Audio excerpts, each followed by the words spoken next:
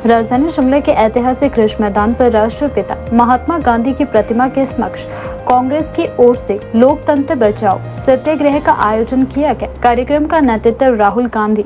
पंचायती राज संगठन AICC के राष्ट्रीय अध्यक्ष डॉक्टर सुनील पवार ने किया। सत्याग्रह में प्रदेश कांग्रेस कमेटी PCC के पदाधिकारियों, कांग्रेस नेताओं, विभिन्न अग्रणी संगठनों एवं विभागों ने प्रतिनिधियों के साथ बड़ी संख्या में पार्टी कार्यकर्ताओं ने भाग लिया। सत्याग्रह के दौरान कार्यकर्ताओं ने महात्मा गांधी की प्रतिमा के समक्ष चरखा चलाकर लोकतंत्र, संविधान और नागरिक अधिकारों की रक्षा का संदेश दिया। कार्यक्रम पूरी तरह गांधीवादी विचारधारा और शांतिपूर्ण तरीके से आयोजित किया गया। मीडिया से बातचीत में डॉक्टर सुनील पवार ने बताया कि लोकतंत्र की मजबूती के लिए प्रत्येक नागरिक के मताधिकार की रक्षा आवश्यक है। उन्होंने आरोप लगाया कि भारत निर्वाचन आयोग की कार्यप्रणाली के कारण बड़ी संख्या में नागरिक अपने मताधिकार से वंचित हो रहे हैं, जो लोकतांत्रिक मूल्य के लिए गंभीर चिंता का विषय है। उन्होंने कहा कि लोकतंत्र बचाओ सत्याग्रह का उद्देश्य लोकतांत्रिक संस्थाओं की निष्पक्षता, संविधान के मूल्य और नागरिकों के मतदान के अधिकार की रक्षा का संदेश देना है। उन्होंने कहा कि कांग्रेस लोकतंत्र और संविधान की रक्षा के लिए शांतिपूर्ण एवं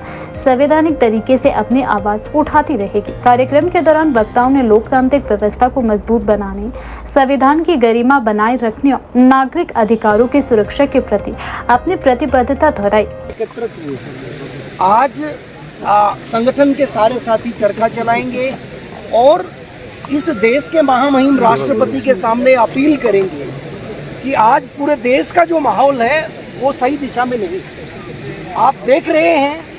कि जगह जगह पर SIR के मार्फत भारतीय जनता पार्टी के इशारे पर इलेक्शन कमीशन ऑफ इंडिया लगातार करोड़ों भारत के नागरिकों को वोट के अधिकार से वंचित करता जा रहा है। आपने पिछले दिनों एक प्रकरण और देखा कि मध्य प्रदेश में कांग्रेस की राज्यसभा प्रत्याशी सुश्री मीनाक्षी नटराजन जी,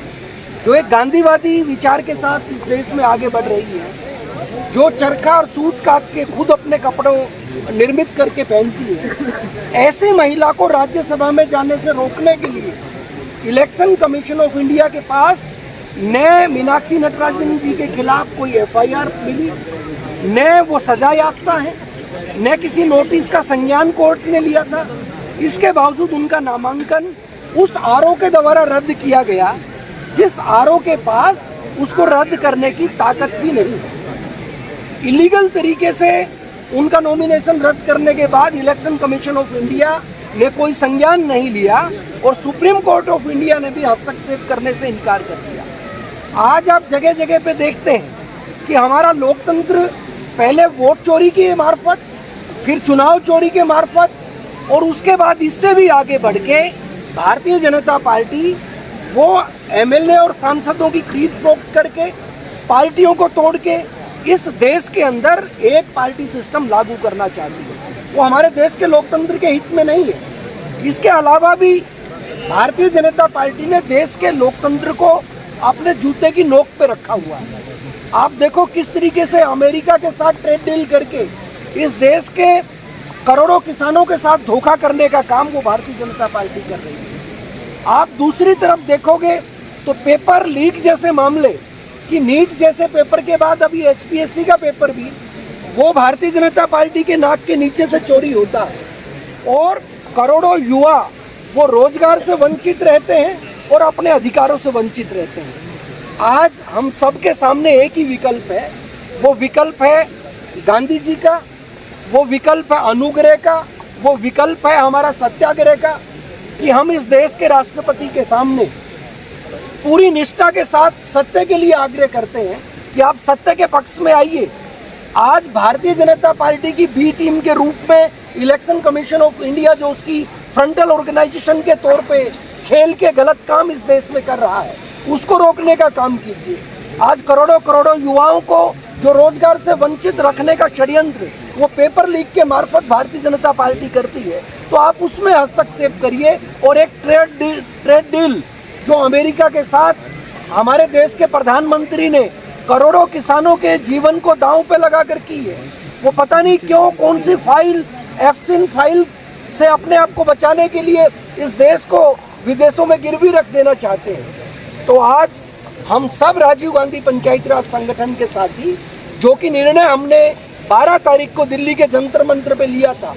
कि ये सत्याग्रह जब हमने 12 तारीख दिल्ली जंतर मंतर पे लिया, उसके बाद इलेक्शन कमीशन ऑफ इंडिया के सामने हम भूख हड़ताल के लिए गए तो हमारे सारे साथियों को पुलिस के द्वारा अरेस्ट किया गया, देर रात छोड़ा गया और तभी हमने संकल्प लिया कि देश के हर राज्य के अंदर हम पहले राज्य स्तर के ऊपर सत्याग्रह करेंगे और उसके बाद पूरे देश में हर जिला स्तर के ऊपर राजीव गांधी पंचायती राज संगठन के साथी इस सत्याग्रह को लेके जाएंगे और इस चरखे की जो खनक है वो निश्चित तौर पे गांव-गांव के अंदर जाएगी। गांधी विचार की और गांधी विचार के साथ बाबा साहब भीमराव अंबेडकर का संविधान जो 2014 से पहले निश्चित तौर पे सुरक्षित था और आज देश में सत्ता के उन सत्तासीनों के हाथ में लगा है जो उसके अंदर सर्वोदय के विचार को फाड़ कर फेंकना चाहते हैं,